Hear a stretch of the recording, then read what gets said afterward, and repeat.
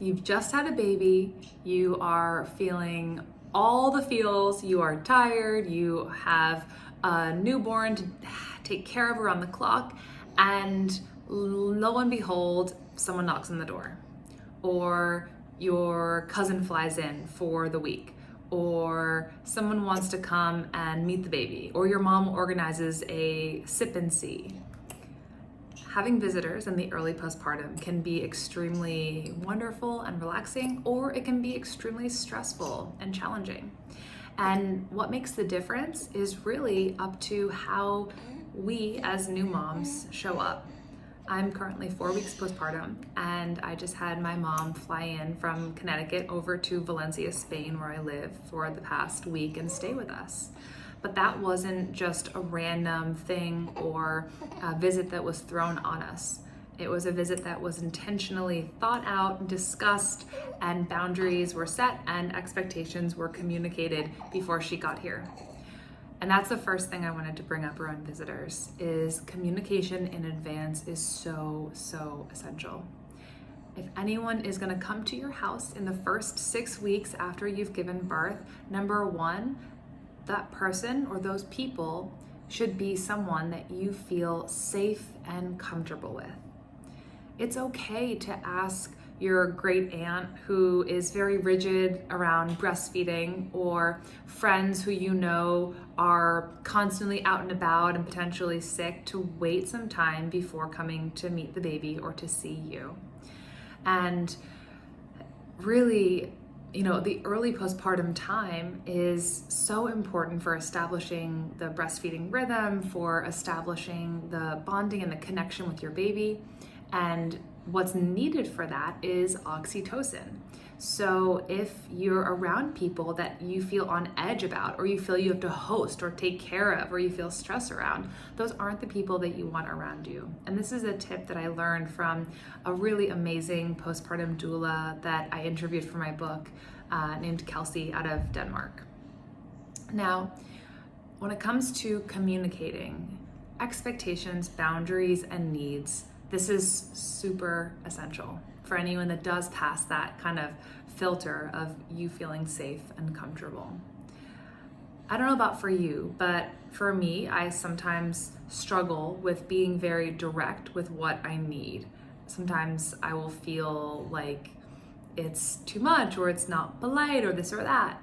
Postpartum is a time for any of those stories to go out the door. Because if someone doesn't understand where you're at, or how they can really show up during this really unique time, it's a disservice to them and to you. So one of the kind of simple things to consider is anyone that's coming over, how are they being helpful to you?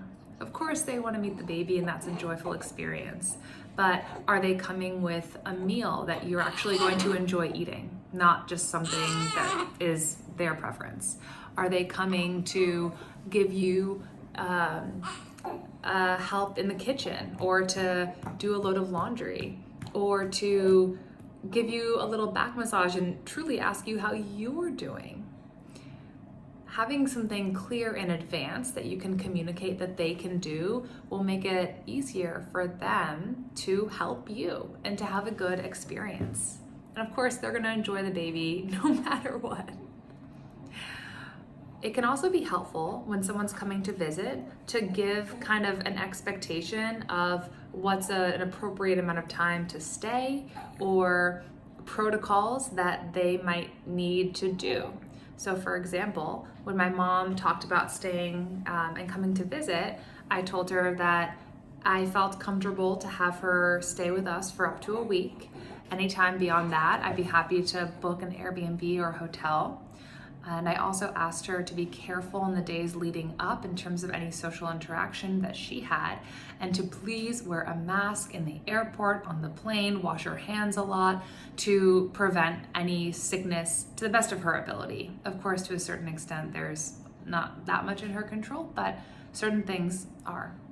And she also knew this already, but I don't have people wear shoes in my house, and people do wash hands when they come in the house, whether there's a newborn around or not. So those are things that I communicated in a kind, loving, and low-key way. I hope it came off that way. So it wasn't a surprise or an awkward thing when she arrived. There are two types of visitors within the early days. The people that are dropping by for a quick visit, and that's an easy one, communicating, hey, I have about 30 minutes, but if the baby is fussy, just be prepared to wait or to leave, like that kind of thing. And then there's the visitors that are actually coming for a longer time, friends or relatives that are visiting from out of town. This is a time where you should not feel any pressure to be a host. Easier said than done. I just lived it, and I know it is so much easier said than done. However, this is where other people on your team can come in.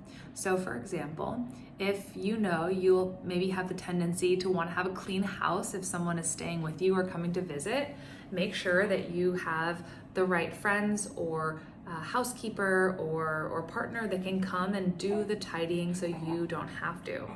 If you know that having people in your house is just, in and of itself an experience that puts you in hosting mode, have them stay somewhere else. The last thing I want to bring up is the fact that oftentimes people will make plans, especially for longer visits, a couple of days or a couple of weeks even, they'll make those plans in advance. So when you're pregnant, the thought of having your sister come stay with you for 2 weeks might sound amazing. However, upon birth and delivery, depending on how the delivery goes, you might find yourself in a state of being like, oh shoot, what did I agree to? Even if she's the best sister in the world. And I have 3, so I know what that's like. And this is where the mantra that I use with all things postpartum comes in. And that is, I reserve the right to change my mind. When making plans with anyone, short or long, big or small, making sure they know that you might back out, change plans, extend, whatever it is, based on how you're feeling, how the baby's doing, etc. And just asking in advance for their patience and understanding with that can go a really long way. And again, make it easier if in real time something doesn't feel the way that you expected it to. Because that's one of the biggest themes that I've witnessed in my clients and in myself postpartum. What we think we're gonna feel or how we think things are gonna go in those early days and weeks with a newborn and a newborn self, it is more often than not different than we plan. So I hope that those tips are helpful. I'd love to hear what comes up for you or what experiences you have or what concerns you might have. It's not a small thing. Not just having a newborn baby, but having a newborn self. You are going through a lot of physical, emotional, and personal growth changes. And as you're in this transformational time, who you have around you really, really matters. And to the best of our abilities as mamas, I hope that we can really have people around us that are supportive, that are loving, that are low drama, and that are really, we feel like they're on our team, because that really makes a world of difference. So with that, I will leave you. I wish you a wonderful day, and thanks for tuning in.